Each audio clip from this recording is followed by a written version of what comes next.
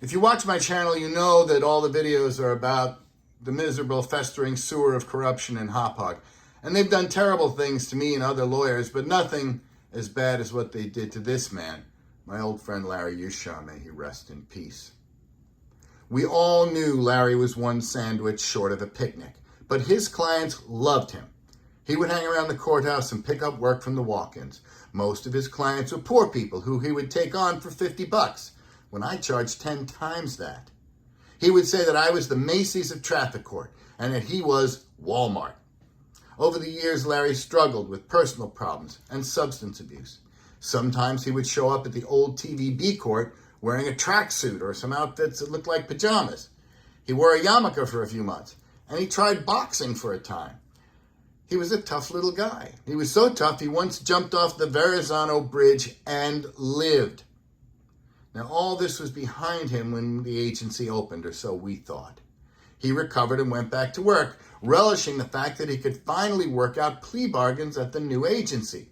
Like the other attorneys, he was happy about the new court and optimistic about his future. He planned on working there and representing more people.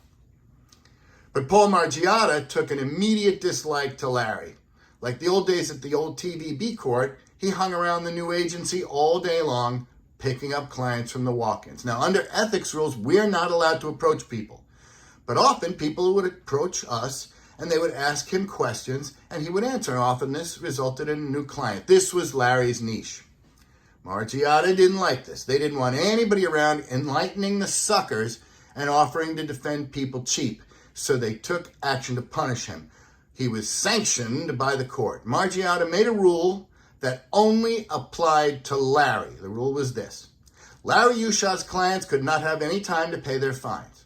Now that might not seem like much, but it is huge. Fines levied at this court are among the highest in the nation, and the average fine is $480 for just one parking ticket. Now, many cases have multiple tickets, which can easily push the total to $1,000, $1,500 or more. I don't care who you are, that's a lot of money. So just imagine this. I'm finishing my case in front of the judge. Judge rules, sets fine, says, Mr. Cap, your client has a month to pay. Then Larry could do the exact same case and be told, the officer will now escort Mr. Youshah and his client to the cashier so they can pay now. My clients got time to pay, while all of Larry's clients received no time to pay for the sole reason that Larry was their lawyer. They found a way to put him out of business without saying it, you're out of business. They knew Larry's clients were poor people who would need time to pay the fines, so they took that away from him. They also knew he was emotionally fragile.